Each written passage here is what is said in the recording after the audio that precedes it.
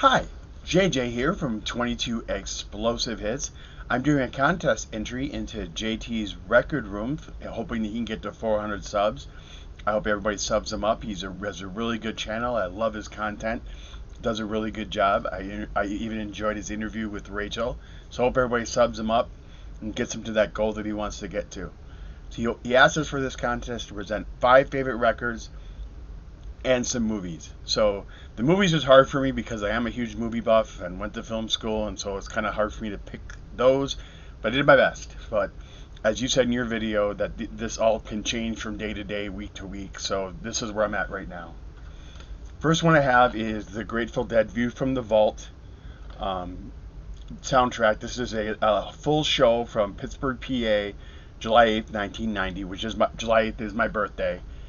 So it kind of has some meaning to me there. Has a really one of my favorite versions on here of Eyes of the World. I also like the really good version of Throwing Stones that's on here at the end of the concert with Bob Weir singing the lead. It's really good. The next one I have is Billy Joel's 52nd Street. Side B is really what I'm after. It has Stiletto and Until the Night. Two amazing tracks. This soundtrack, my mom had it when I was a kid. Always kind of spoke to me. His tunes, My Life, Honesty are also on here, which are more of the hits. But my favorite were kind of more the B-side songs on this one, like Until the Night and Stiletto. Next one is one of my favorite records of all time. Is the Allman Brothers, live from the Fillmore East. Classic record. Great blues. Great start to finish album. Just polished, really awesome live album.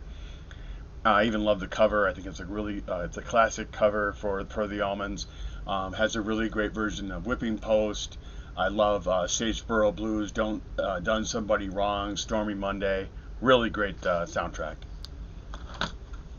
Next one I put is I did put a K-Tel in here. This is like one of the first K-Tels I ever bought. I put my own allowance money to get this. Again, this was kind of like the Spotify for that time back in 1982 when this record came out. My goal was to get Don't Talk to Strangers by Rick Springfield, as well as Open Arms and Take It Easy on Me by the Little River Band. Kind of a cool way I could get all the tracks. I'm not saying they sound great. I'm just saying that it was a cool way for me to get all the tracks. It has a very nostalgic value to me. In one of my records on this one, I actually have a Atari ad from 1982 as well, which is really cool and nostalgic from that time period. And the last one I chose is a soundtrack. This is a soundtrack to Risky Business. Has on here a bunch of tracks by Tangerine Dream, which really, if anyone's seen the movie, really fit the movie, added to the film. As well as In the Air Tonight by Phil Collins is on here. Muddy Waters, Managed Boy is on here as well. And what's the other one? Oh, of course, Old Time Rock and Roll, when he dances in his underwear by Bob Seger. Amazing soundtrack. This was an import that I found. It's a classic movie as well. So then on to the films. So for the films, the first one I picked is Clerks. I love all the Kevin Smith's films. I love what he does. I love his love of comic books. I made a pilgrimage to go to his store in Red Bank, New Jersey back about in 2000. I actually have a shirt I still have from that. It's pretty good quality. It's lasted me 20 years. Great flick. This on the 15th anniversary. There's a scene where they actually talk about what the funeral and then what Dante did at the funeral. They actually use if you go to a version on this Blu-ray, they actually show you the animated version of what actually happened at the funeral, which is really cool. It's a hilarious film.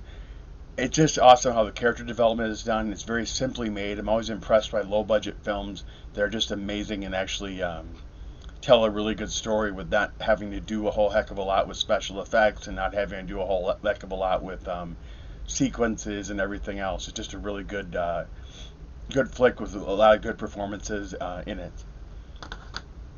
Next one I choose is Kentucky Fried Movie. This film is hilarious, especially the Bruce Lee parody that's in here. A whole bunch of different little snippets. This was directed by John Landis, written by the Zucker brothers, who are actually from Shorewood, Wisconsin. They went to my high school. Very talented. This is the kind of the preface before Airplane came out. There's just a lot of really cool, funny humor in this movie, and it's very enjoyable. Next one I picked for a movie is A Night at the Opera by the Marx Brothers. This film makes me crack up. I remember seeing this film at a film break in grade school when I was a kid, when Harpo was up on the strings and he's going up and down. and has a lot of really funny dialogue in here, like the sanity clause on a contract, and he says, "I don't believe in a sanity clause." I mean, it just great Marx Brothers at their best. A Night at the Opera. Highly recommend this one. Next one on for film is The Hidden Fortress. The Hidden Fortress is a Akira Kurosawa film. This one is what Star Wars is based on. Apparently, George Lucas saw this, and if you watch this movie close enough, you'll see the relationship to Star Wars. So you see the two peasants; they're like R2-D2 and C-3PO. The main character of the swordsman is like a Luke or a Han Solo. They have a princess in here, but you watch the film, you actually kind of see the story of Star Wars within this actual black and white samurai movie that was done by Akira Kurosawa. I was watching his films even as a kid. I was always mesmerized by Seven Samurai. I also even liked his version of Ron, which was I believe that was King Lear that he was actually putting into a samurai version of King Lear. Great filmmaker. He's very looked up to by all the greats, Coppola and Scorsese, and everybody all look up to him as being probably one of the greatest directors of all time. Next one I put out there is Modern Times. Modern Times is a film by Charlie Chaplin. I could put out all his films. What makes Charlie Chaplin amazing for me is that one, again, it's going with the simple. He actually worked with simple cuts, simple editing, no talking, but was still able to convey a message and make us always laugh and crack up. In this one, I thought he was brilliant how he kept the tramp quiet and did not have him talk, but actually had him sing a song that was a nonsense song at one point in the movie. Really, really brilliant stuff. A lot of really, really good comedy. I mean, I could also show Gold Rush. I could also show City Lights. Brilliant stuff. And what makes Charlie Chaplin to me so amazing, and you don't even get a filmmaker doing this today, was that he wrote, directed, produced, edited, and composed his own movies. So he would actually write all the compositions for his own films as well. I mean, he was a perfectionist, but I mean, the stuff that he did really paid off. And actually, in this one especially, he has a message about common man, workers. I mean, the cocaine scene is just one of the funniest scenes in all movies. That just still, I see that and I laugh to this day. Charlie Chaplin is probably one of my biggest heroes. I did make a pilgrimage to Britain to see his shoes. I actually heard later that Robert Downey got to try on his shoes to try to get into the role of Chaplin when he played him in the movie. Great flick. Do recommend it. I also even just got the soundtrack to this one recently on CD. The next film I'm going to show is Dawn of the Dead. I love Dawn of the Dead. Great zombie film. Again, made simply in a mall. Great story. Great development of the characters. And the whole concept of being taken over by the zombies and them having to live in this mall and take it over and actually have to kind of make a city out of it and then board it down. It's just brilliant. And then little things you know about the movie, you find out on this box. This is the latest 4K box set that's actually from the UK that came out. It has a Blu-ray that I don't think it plays in my Blu-ray player. It's just for UK only, but the 4K plays fine.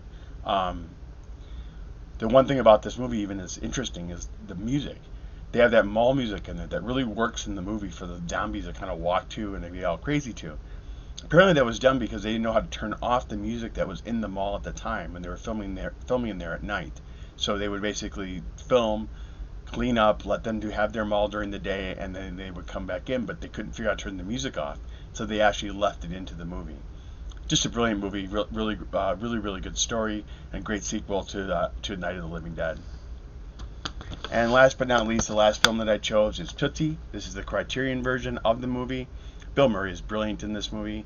Dustin Hoffman gives a great performance as a actor that has to play a woman in order to get a role in a soap. The script just goes crazy in this one, like when he's called a slut, or Bill Murray makes the line, "Are you doing this to wear these dresses? What's your biggest problem? Cramps." He says the line, he calls him at one point, "You slut." I mean, just brilliant stuff by Bill Murray. He just adds so much to the story and everything else. The other part that I even love in the movie later is when he's talking to his agent and he's like, scrambled and being like, "No, Julie thinks I'm gay. Sandy thinks I'm a lesbian." I mean, it just this crazy dialogue and just kind of wraps it all up in the end of the movie. Great, enjoyable film. I really enjoy it. So there you go. There you go, JT. There's my contest entries with my favorite albums as well as my favorite movies at this moment. So thank you for watching. And I just want to remember the vinyl community, bring each other up rather than bring each other down. Have a great day.